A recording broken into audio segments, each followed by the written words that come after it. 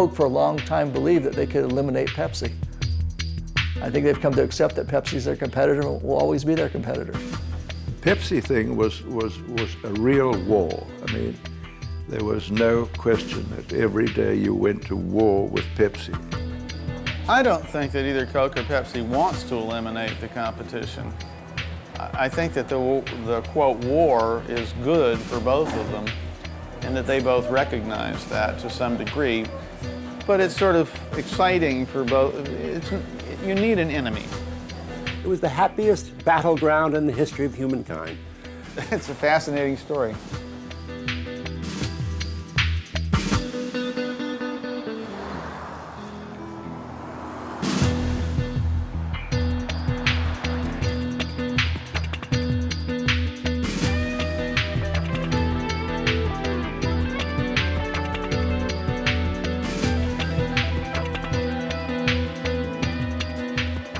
Approche. Tu sais c'est quoi, ça? Tu sais lire? Ben, regarde ça. Page 329. Dans le dictionnaire.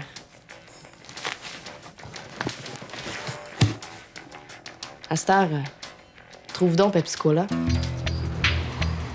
Coke and Pepsi, two giants who turned the world into a battleground. Pepsi, the eternal challenger that became a huge food processing conglomerate through acquisitions and diversification, against Coke and its mythical soda consumed 1 billion times a day. Two heavyweights weighing in at 20 billion euros each, with over 100,000 employees. They inundate the entire world with their advertising, but remain tight-lipped about their own particular 100 years war. Despite endless faxes, emails and telephone calls, unless it's to vaunt their own merits, Coke and Pepsi are incommunicado. The soda war story has to be told without them. A story that began with simple skirmishes in the archetypal American drugstores, where thirsts have been quenched for generations. This is typical of the soda fountains that were very, very popular, starting in the late 1800s and going right up through the 50s and 60s. This is an unusual soda fountain because you can still get an old-fashioned Coke here. So you're putting in the Coke syrup now? Right. And then we'll put some carbonated water. Now, would you mind if you put a squirt of cherry in? Oh, okay. Cherry Coke. This is another old-fashioned thing. That's the way we used to make them. Now, am I correct? In your father's time, and maybe in your time, people would come in and they'd ask for a dope. Dope. Yeah, a dope. That was the old. That's the way they'd ask for them. I think the idea was that it had a little dope in it. That's right. But that was just a rumor. We never knew that for sure. Well, it did. But in 1903, they took out the cocaine. There was a little bit of cocaine in original Coca-Cola. And it's funny, this whole idea of Coke being a sinful drink has lasted really a long time. And that's why people ask for a dope with lime or a dope with ammonia sometimes, you got? The Cola War was born out of the ruins of the Civil War. Atlanta, the southern capital, could not escape from the American evolution as a land of farmers was transformed into an urban and industrial society. The South became the arena for a century of strife, the leading roles cast from the outset. In one corner, the invention of Dr. John Pemberton in 1886 of a secret formula not yet called Coca-Cola, and as the outsider, Pepsi-Cola, founded 12 years later in North Carolina by another pharmacist, Caleb Bradham. Coke and Pepsi, two southern siblings from an era with a taste for invigorating tonics, served at the soda fountains springing up in local drugstores. Coke did not have an easy start, but its reputation soon stretched beyond the Jacob drugstore, the first distributor for the cocaine-laced brew. Pemberton had a real reason to be interested in the coca leaf and in cocaine because he himself was addicted to morphine. He had been in the Civil War and he'd been wounded. And because he was a doctor, he could get hold of drugs easily. And like many people in those days, he was addicted to morphine. And he thought that maybe he could get himself off it by taking cocaine. And he decided that cocaine was not addictive, that it was a wonder drug, that it was this fabulous drug.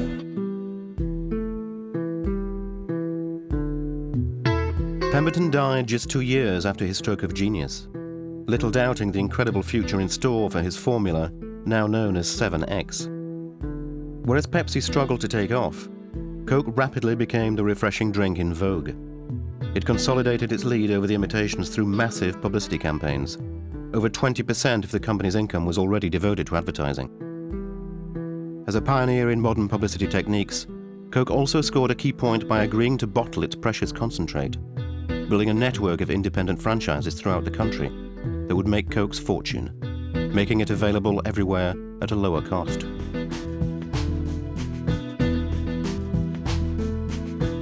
Coke hit the jackpot, symbolizing the rebirth of the South, and the shady suburbs of Atlanta were soon filled with luxury homes built by the company shareholders and directors. In 1923, the company came under the control of a truly exceptional manager, whom employees would respectfully call boss for more than 60 years. Robert W. Woodruff would make Coca-Cola much more than just a simple drink. It would become the symbol of America and the most famous brand name in economic history.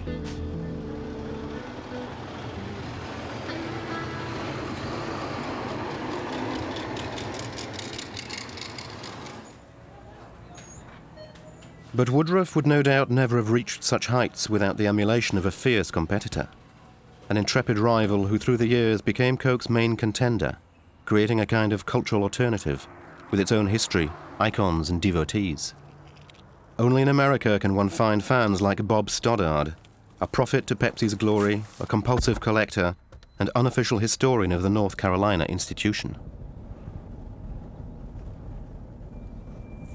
My theory on soft drinks, this is my personal theory now, is that people like to associate soft drinks with the good things of life and the fun times of life. And when I was in high school and you're at the football game, you're drinking your Pepsi, you're having a good time. I mean, those good feelings linger with you your whole life.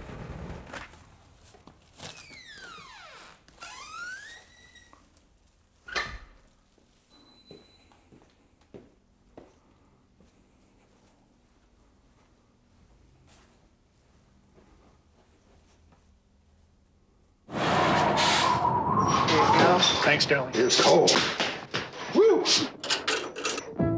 What can I get you? Blueberry pie and Pepsi. Got it. Yes, ma'am. Thanks. Good song. Great song.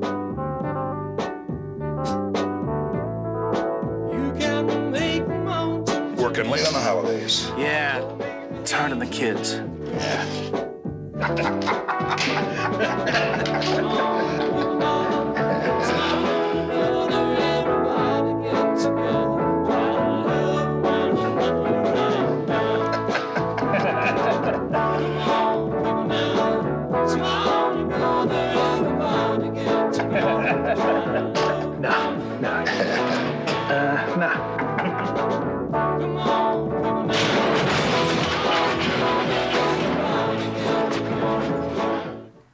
As in this commercial from the 1990s, to assert itself against the market leader, Pepsi has always overtly compared itself to Coke, in order to create a contrast. From the beginning of last century, Pepsi underlined its differences with the caffeinated cola. One of the interesting things about Pepsi was that in 1906 they passed the Pure Food and Drug Act, which essentially meant that you could not put dangerous narcotics and things like that in the soft drinks. Pepsi did not have to change their formula. Pepsi was called the pure drink. And Caleb Braddon believed it was so safe for people to drink that even children could drink. So they did some publicity with children. There's a picture of a child drinking Pepsi here.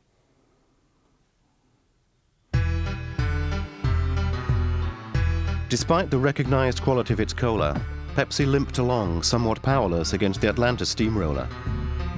The Roaring Twenties saw the 18th Amendment, outlawing the manufacture and sale of alcohol in the United States. As the empires of crime were built on the acrid fumes of prohibition, another kingdom was being distilled, the Coca-Cola realm, swept along in the tidal wave demand for non-alcoholic beverages. These crazy years were difficult for Pepsi, which almost disappeared, twice flirting with bankruptcy and offering itself 3 times to Coke, who declined the offer to buy on each occasion.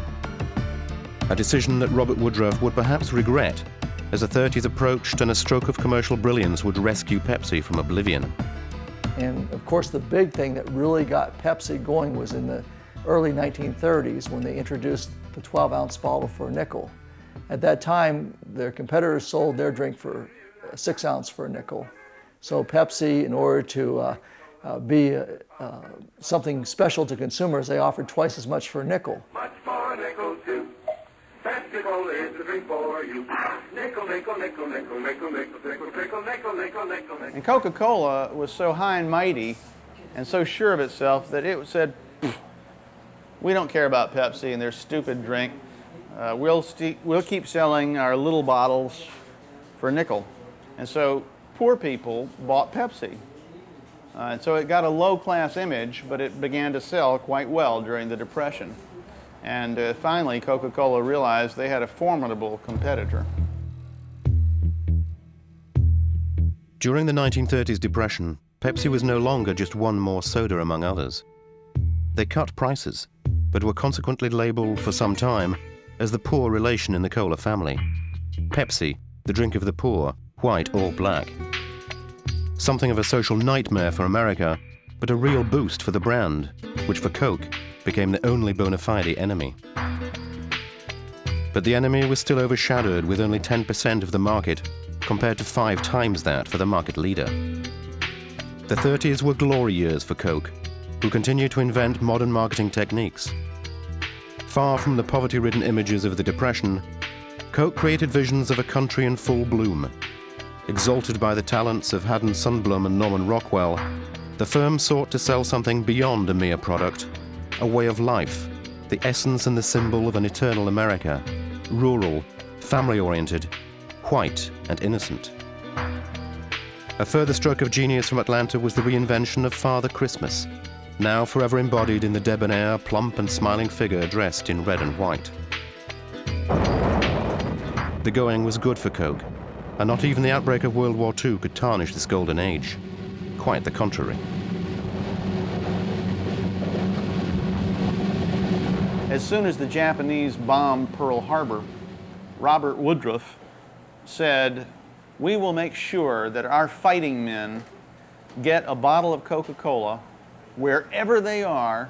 Well, it was a very patriotic gesture, but Woodruff was a very smart guy. And what he did was to get Coca-Cola exempted from sugar rationing during World War II. It was, believe it or not, it was declared an essential morale booster for the troops. It became this unbelievable symbol of America and everything America stood for during World War II. And some people seriously said, what we're fighting for is the right to have a Coca-Cola and a hamburger when we go back home. Woodruff also sent his boys to the front, calling them technical observers. The Coke squad did their duty with an unhoped-for efficiency. Funded by the American war effort, more than 60 bottling plants were soon opened around the globe. G.I. Joe liberated the world with a bottle of Coke at his lips, barely suspecting that on the other side of the lines, the Coke factories had never stopped working. Until the USA entered the war, it was business as usual for Coke during the Nazi regime, like at this annual convention for the German franchise in 1938. Mein Kampf for My Combat, in the version by Max Kite, the architect of Coke's success in Germany, was Coke über alles. From the Berlin Olympics to Hitler Youth parades, Coke trucks were everywhere. And when the situation turned, the franchise adapted to circumstances to safeguard the company's interests. During World War II, they could not get Coca-Cola syrup anymore after Pearl Harbor. So Kite didn't know what to do, and so he invented a new drink that he made. He called it the leftovers of the leftovers. He would take the apples that were left after you pressed cider and anything he could find, and he made a fruit drink, and he called it Fanta, for Fantastisch or whatever. Orange-tasting Fanta still features prominently on our supermarket shelves. Kite's inventiveness and perseverance paid off right after the war. Coke production was relaunched in Germany, and Coke was the victor on every front, ruling supreme over Europe. The company had been a little bit around the world before World War II, but they exploded in the late 40s and 1950s, and they succeeded wildly in the years after that. So it became the world's most widely distributed single product. Global conflict ended, and the Cola War, having barely begun, already seemed over. Pepsi remained confined to its role as pretender, and Coke's domination seemed irreversible. The beverage was an icon that continued to make fortunes for whole dynasties of bottlers, like the Schmidts in Kentucky, pioneers who had been waving the red and white flag since 1901. Jan and Bill Schmidt have created a museum with no doubt the world's finest collection of Coca-Cola artifacts, a veritable shrine to popular American culture. People in America grew up with Coca-Cola. And gosh, that's something to be, as bottlers, extremely proud of. And of course, we worked very hard to see that as many people as possible grew up with our product. Right. And our people, the people who worked with us, were very proud. And also, we were told by a banker that any of our employees who would go into the bank and they were looking for a loan, if they happened to have on their Coca-Cola uniform, he would say, okay, I know you'll be all right because you're a good person. This is true.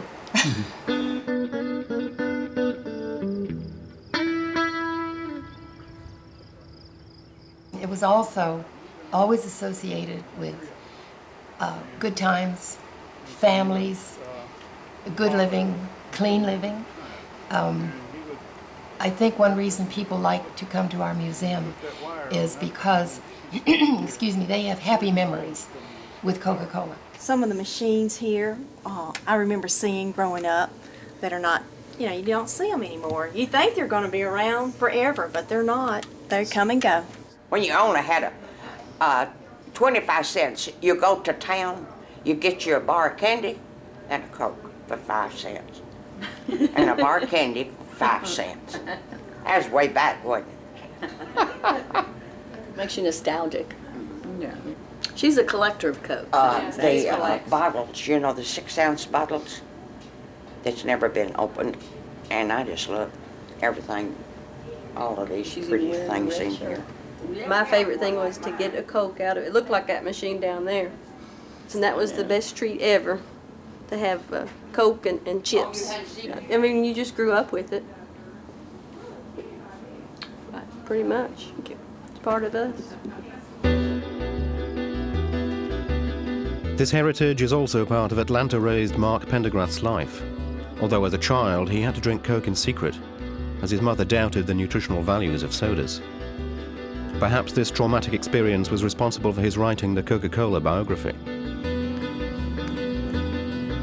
I grew up on West Paces Ferry Road from when I was 5 years old. My parents bought the house that they still live in, and I love to come and visit. And West Paces Ferry is a very popular address for wealthy people, many of whom worked for Coca-Cola. And so it became... Or invested in Coca-Cola. So Coca-Cola money populated a lot of West Paces Ferry, and so it became known, I think, by the 1950s as Coca-Cola Row. It was just a nickname for the street.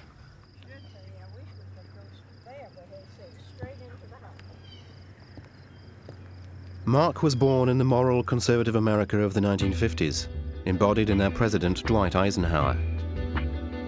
Woodruff had contacts at the White House, and Eisenhower was a willing and effective ambassador for Coca-Cola. And still, Pepsi, way behind on points, never gave up the fight. The eternal bridesmaid was sharpening her claws for a combat that would soon take on a new dimension. During the 1950s, a former Coca-Cola executive named Al Steele took over at Pepsi. He sort of betrayed Coca-Cola. And he said, look, we have to take Pepsi out of the kitchen and into the living room.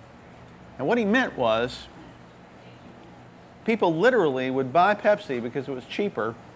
They would pour it into Coca-Cola bottles in their kitchen, and they would bring it into the living room and serve it to people and hope that they didn't notice the difference in taste. and pretend it was Coca-Cola because it had such a bad image.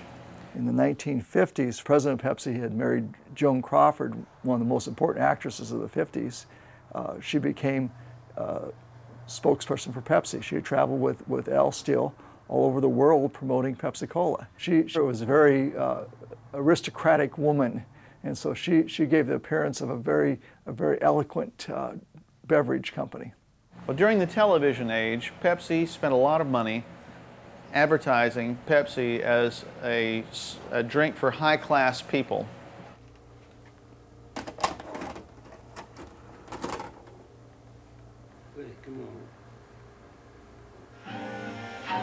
Be sociable, look smart, keep up to date with Pepsi, drink light, refreshing Pepsi, stay young and fair and clever, be sociable.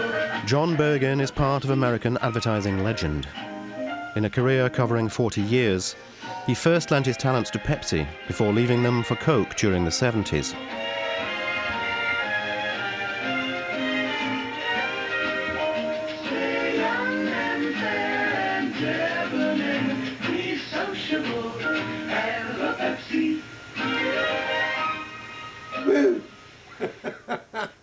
Well, it's quite likely the worst advertisement ever done for soft drinks in the history of humankind. It is stuffy, it is the wrong target audience, there are no young people in it at all, these are old people, gray-haired people, all drinking Pepsi in a very fancy restaurant. I think that essentially that Coca-Cola was way far ahead of Pepsi in terms of everywhere in the world, for the moment. And Pepsi had a real battle to come back and get into this combat, this battle, this cola wars. And they, with BBDO, they said the one thing we have to do is change from this stuffy, nonsensical, older people stuff and to get to younger and more vital and people who consume Pepsi. They did something brilliant in the 1960s. They came out with a new campaign aimed at the baby boom generation, the baby boomers who had been born in the 40s and in the early 50s. And so to appeal to youth, they said Pepsi is the drink of the Pepsi generation, and come alive, you're in the Pepsi generation. And they were brilliant ads that appealed to young people. And Coca-Cola really was slow to respond to this challenge. There's a whole new way of living. Pepsi helps supply and drive. It's got a lot to give to those who like to. 20 years after World War II, which saw Coke triumphant, Pepsi struck back in 1963 by standing alongside a generation that no longer wanted to hear about war. The brand name battle was now raging. A home run hit from John Bergen and a successful strategy from the outsider who would now eat into the number one's market share for the next 20 years.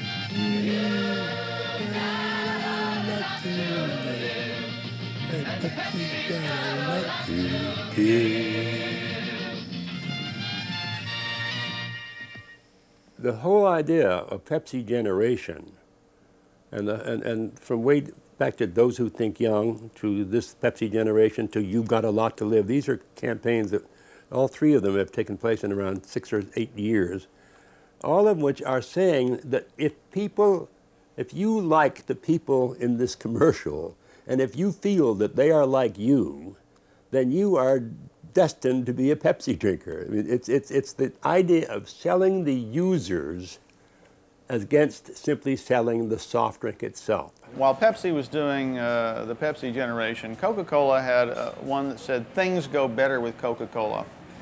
Things go better with Coca-Cola, things go better with Coke. And it worked okay because, you know, everything was supposed to be better with Coca-Cola. But then in America, nothing seemed to be going better. Martin Luther King was assassinated. President Kennedy was assassinated. Robert Kennedy was assassinated. By 1968, the Vietnam War was having a terrible effect on American society. It was wrenching society apart. And Coca-Cola didn't really know how to respond to it.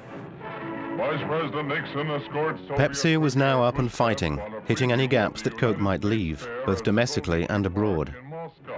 In 1959, in the middle of the Cold War, Pepsi came up with a powerful left.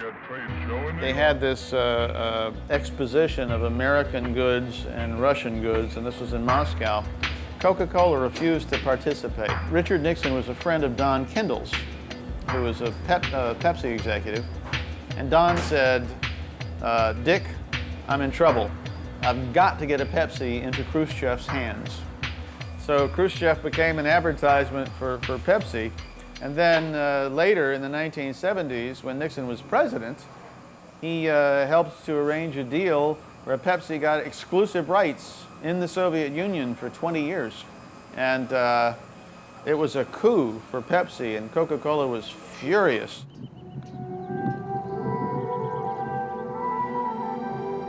Pepsi struck at every opening, scoring points along the way. But despite its efforts, it soon had to retreat before a barrage of attacks from Coke's proud battalions. One of the Red and White Army's retired generals lives in the San Francisco hills. Ian Wilson was one of the architects of the empire over which the sun never sets.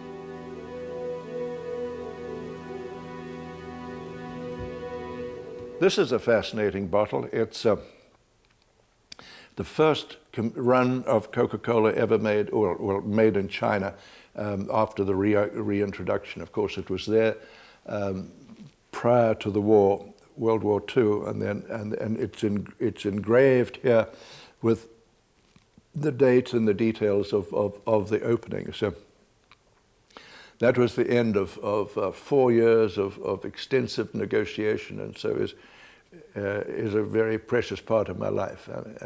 That was tremendous fun, because we were the first American company really negotiating to go into China. Present in the Middle Empire before Mao came to power, the Atlanta Reds made the long march back in 1976 after his death. The stakes were high, more than 1 billion potential customers. But Pepsi were not going to be sucker-punched out of history's most promising market. They wanted their slice of the cake. I got a message from Mr. Sun that Pepsi had found a contact in Canton, in southern China, and they were going to get the rights to that part of China unless we moved within a week. I knew the ambassador, the Chinese ambassador, well, and I couriered my passport up. He got a visa for me straight back. I couriered it up on a Saturday. I had my visa on Sunday. On Sunday night, I was on my way to Hong Kong. We went in there, we negotiated for 4 days. And on the Friday evening, we signed an agreement at the airport, which kept Pepsi out of Guangzhou for 3 years.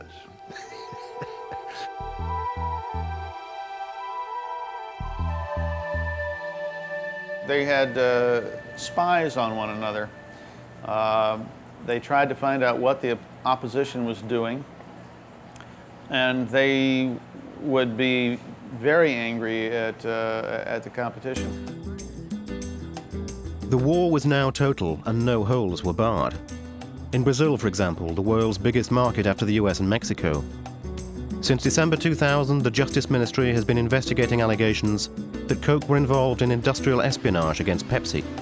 At the heart of this well-publicized affair is Cesar Azambuja, a former Coke executive. Presently embroiled in litigation with Reco Pharma Amazonas, the official name of Coca-Cola Brazil, he gives his version of the covert operations between the two giants. Brazil is an El Dorado for the soft drinks and beer markets, because of the climate, as you can see. We sell a lot of Coke here, and a lot of Pepsi, and a lot of beer. And all these people, these consumers, they know nothing about what happens behind the scenes. It all began for Cesar Azambuja 15 years ago, and according to him, it was Pepsi who fired first. Azambuja was coordinating part of Coke's distribution network when he was contacted by someone from Pepsi. A strange event happened here inside this restaurant in 1987. I sold false information to Pepsi Cola. At first, I was contacted by an executive from Pepsi, wanted me to sell information, and I immediately informed the Coca-Cola management, who asked me to maintain contact with this man. I was a career manager, an in-house executive, and they sold the idea to me in such a way that it was as if I were a hero, as if I belonged to an army, and it was all part of our war strategy. For a few $1,000s, Azambuja presented the Pepsi emissary with bogus information about Coke's various projects, enough to confuse Pepsi's Brazilian development strategies. The plot is straight out of a detective movie, and indeed Azambuja claims the whole scene was filmed and recorded by agents working for Coca-Cola. The idea, as we say in Brazil, and as the then president of Coca-Cola Brazil put it to me, was that we have the opportunity to grab Pepsi by the tail. And in fact, it worked. But there was no trial because at the time, according to what the president told me, the American consulate intervened in the affair so that this kind of thing didn't come out in the open. Because it wouldn't be good for two American companies installed in the country to be involved in this kind of, let's say, negotiation.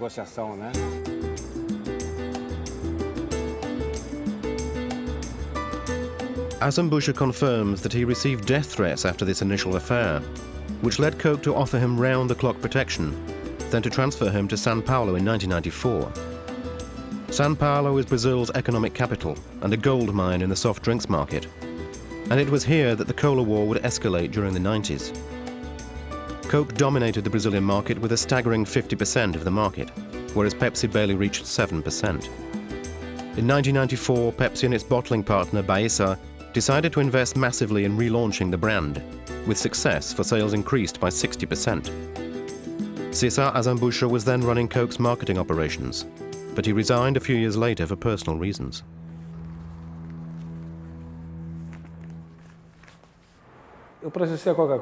I sued Coke because I realized that after I resigned, I had problems pursuing my career. Based on what I'd been obliged to do at the time, and I was working for Coca-Cola. Então, nosso concorrente está chegando. Sim, e estão com visual novo, senhor. Azambuja is referring to transcriptions made from audio tapes recorded during strategy meetings among Pepsi's senior managers. No doubt identical to those derided in this 1995 advert celebrating the Challenger's offensive. These precious tapes, according to Azambuja, could have enabled Coke to outmaneuver its rival. The stakes, again, are huge. With 190 million inhabitants and 4 billion litres sold every year, 1, 2 or 3 market share percentage points can mean millions of lost dollars.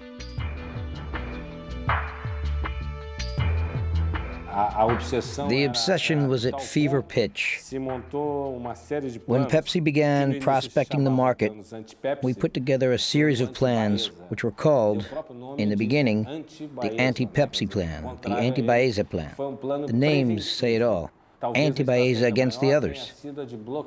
It was a preventive measure. No doubt, the most important strategy was to block Pepsi's access to the major supermarket chains so they couldn't sell Pepsi in them. In the case of São Paulo, the supermarkets represent 40% of soft drink sales volume. It was catastrophic for them. According to Azambuja's statements to the Justice Ministry, Coke negotiated illegal exclusivity agreements with the leading supermarket networks. The maneuver was a killer blow, and Baeza, Pepsi's local right hand, went under in just a few months. Imagine a company that arrives in the country, which invests almost $500 million, builds factories, creates work, proposes a project for modern competition, buys trucks, provides employment for people, carries out market surveys, has a pricing policy 30% cheaper than the current market prices, and suddenly, within 6 months, it all collapses with the loss of hundreds of millions of dollars. Azambuja left Coca-Cola in 1997, but could not find a new job, the victim, in his view, of the underhand activities he had carried out for his former employer. He filed suit with the Employment Tribunal in an attempt to obtain compensation for moral and professional prejudice. Pepsi finally found an opportunity to avenge itself and also filed suit with the Free Trade Bureau, but the usual hypocrisy still reigns. When the dirty laundry has to be washed, the cola giant set the spin cycle on silence. Our aim is only that the truth comes out, that's all. We want to know what really went on, if the declaration by the former Coke employee is true or not. And we want the Brazilian authorities to take adequate measures in line with existing legislation.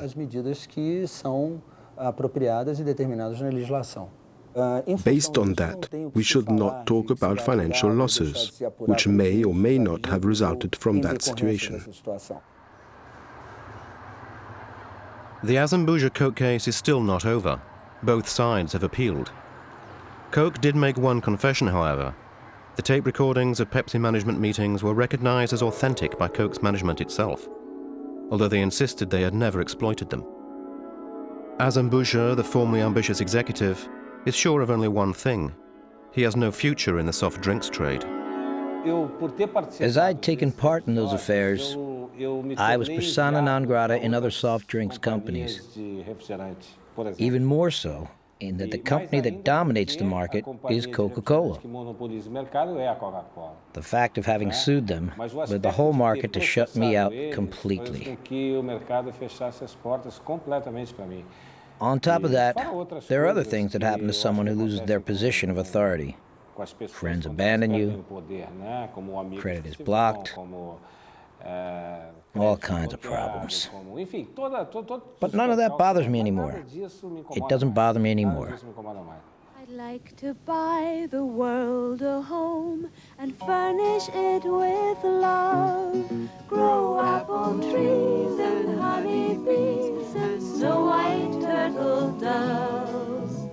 I like to teach the world to sing. Sing with me. Perfect harmony. Perfect harmony. I like to buy the world a Coke and keep it company. The collateral damage in the Cola War has never stopped Coke from presenting itself as a messenger of peace. In 1971, Coca-Cola countered the Pepsi generation with one of the best-known commercials in the history of American television. The company was no longer selling a drink, but an elixir of peace and eternal youth. Coke was a pioneer on the truly global market, but when protectionist measures were called for, the Coca colonization's ideals were often not as wholesome as the image that was projected. When we were in South Africa, the highlight was when we finally drove them into the sea at Cape Town. and Pepsi withdrew from the country. And in Australia, we drove them back into the western area to one small operation. And you know, this was war. I met somebody the other day who talking about what we'd done, and he said, I worked for Pepsi for a year. And he said, it was incredible. We went to war every day.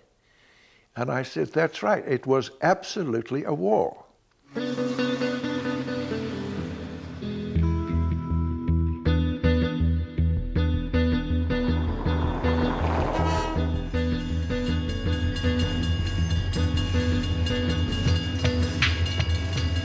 On American home ground, the war reached its peak in the 1970s. Pepsi was innovating, introducing a diet soda and continuing the price war. Coke was increasingly afraid of its rival, Proof being that for the first time, Atlanta executives would actually pronounce the name Pepsi, after years of condescendingly referring to it as the imitator. What really, really upset Coca-Cola, though, was what happened in the late 1970s. When Pepsi did something called the Pepsi Challenge. And they did this basically out of desperation in Texas, where Dr. Pepper and Coca-Cola were killing Pepsi. They had virtually no market. All across America, people are taking the Pepsi Challenge. In Vermont, here's what they're saying. Now that I've tasted Pepsi, I'd rather buy that. I'm not surprised when you sit side by side that people pick Pepsi, because I think it does taste better. Nationwide, more people prefer the taste of Pepsi. The Pepsi Challenge was a blind taste test carried out in thousands of supermarkets and was a bombshell in the cola conflict. In the early 80s, Pepsi's market share reached 20%, and the two multinationals were spending billions on advertising campaigns. When Coca-Cola did this blind taste test inside the headquarters, they found that people did prefer the taste of Pepsi a little over half the time, even the Coca-Cola people in their own building. And they were horrified. They said, "Oh my God, this can't be true," you know? And so they set to work to try to come up with a new formula that would beat Pepsi, and they spent years doing this. And as you know, they eventually came out with a new formula for Coca-Cola in 1985, and it was a disaster. With all the ballyhoo it could muster, Coke took the big plunge. It announced a new formula. The best soft drink, Coca-Cola, is now going to be even better. A few blocks away, Pepsi held a victory party. Pepsi still ranks second to Coke overall, but it has pulled ahead in supermarkets. And it's trying to put Coke's announcement in the worst possible light. In addition to staging this demonstration, Pepsi is giving its employees the day off on Friday to celebrate. Pepsi says by today's action, Coke has admitted that it's not the real thing. People wrote letters to the company that were amazing, saying, "I wouldn't be as upset if you told me there was no God. I wouldn't be as upset as if you'd burned an American flag on my lawn." That's how serious this was to people. It's amazing that in the United States, people had a collective nervous breakdown for 3 months in the summer of 1985, where everybody went crazy. This was dominating the world news. Consumers were bewildered, even offended. The new formula was so badly received that after only 3 months, Coke reintroduced the old formula, now baptized Classic. Ironically, the same drink had been losing market share to Pepsi for 20 years before this happened, and it began to gain again. It reminded people of the place in their heart and their souls that Coca-Cola meant to them. It was really, truly, so much so people thought that they had done this on purpose. Some people thought that the company had done this big hoax and that this was a marketing ploy, and it was not a marketing ploy. It was the stupidest marketing mistake that Coca-Cola ever made. Coke, however, would rise again from the ashes of failure, and in 1986 the Atlanta firm celebrated its centenary. Coca-Cola focused on the drinks business, but Pepsi had diversified continually, becoming a food processing group making crackers and chips and running fast food chains. But these different approaches didn't stop hostilities on the home front, and the new battleground for the two insatiable giants was schools.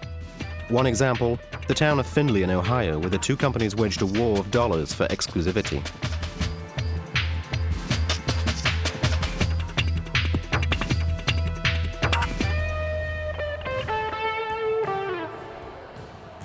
This entire structure was built with Coca-Cola money.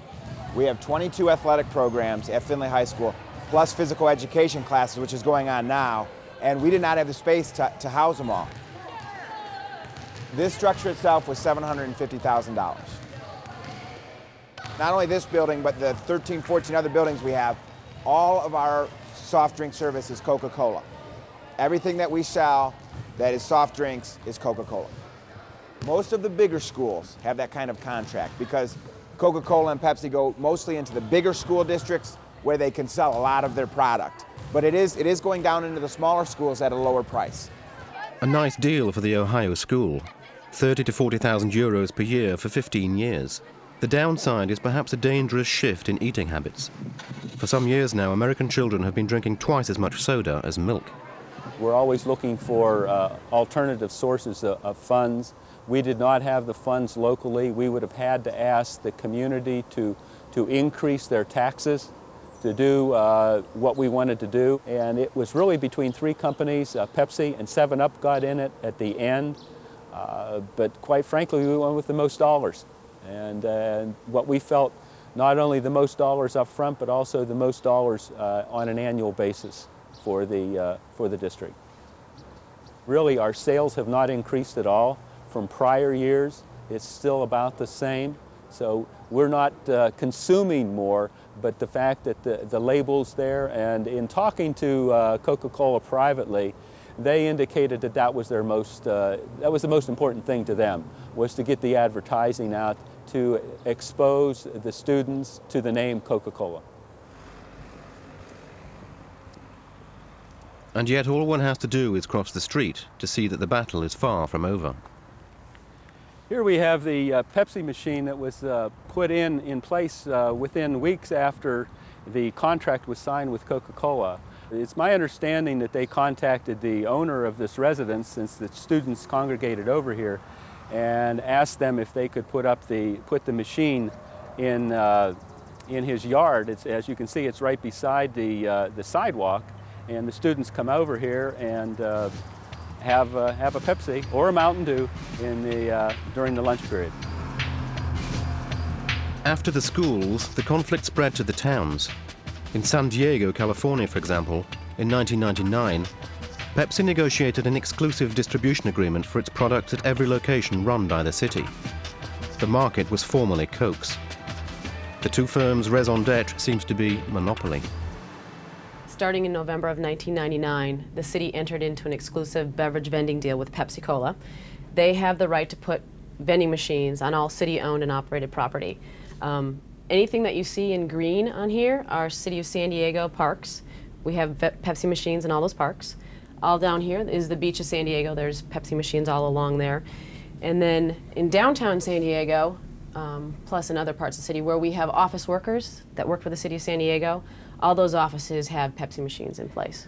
When we entered into the deal with Pepsi, we went from no money for the city to approximately $15 million over 12 years in new revenue for the city. So each year, the city has a guaranteed revenue stream of at least $250,000 a year from them.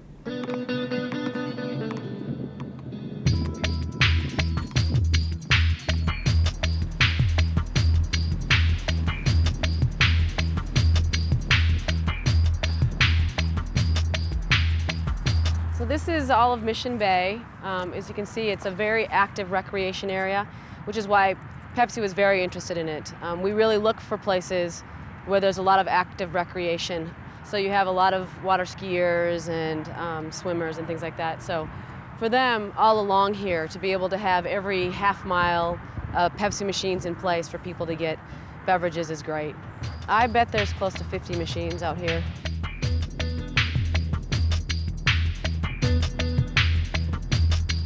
Just as in Findlay, however, there was a public outcry about the over-commercialization of public property and the risks of financial dependence that such contracts can cause in the long run.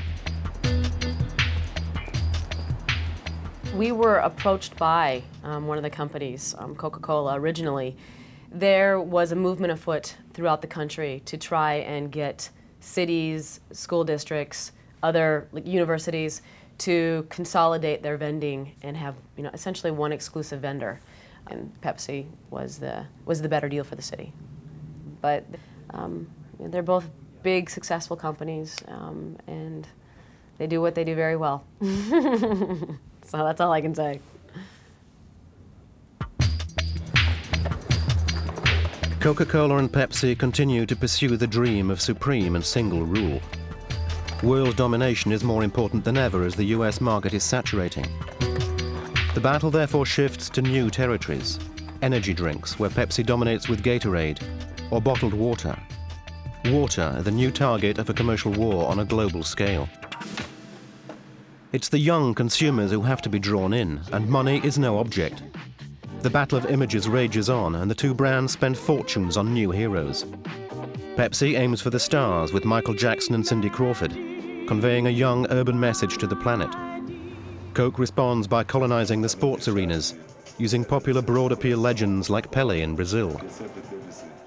These mass-market propaganda strategies have but one ambition: that whatever the planet drinks, be it soda, fruit juice or water, let it be a Coke or a Pepsi product.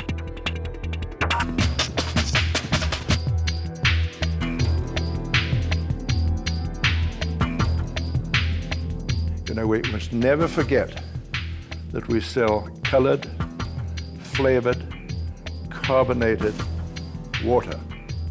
And so if you look at it from that point of view, there would never have been a success. But if you look at it from a point of view of selling a concept, that was the secret. It still is kind of inexplicable as to how this phenomenon took place in a little over 100 years, that this product has come to mean so much. It's kind of a mystery to me. It's bizarre. A battle for position, powerful propaganda machines, covert operations, relentless globalization. Coke versus Pepsi is a struggle between two brands that over 100 years have come to represent the American spirit. Symbols of its hold over our way of life, over how and what we consume. An astounding, perhaps disturbing success story, combining cynicism, heroism, and mystery. From the Southern Civil War battlefields to a place in American history.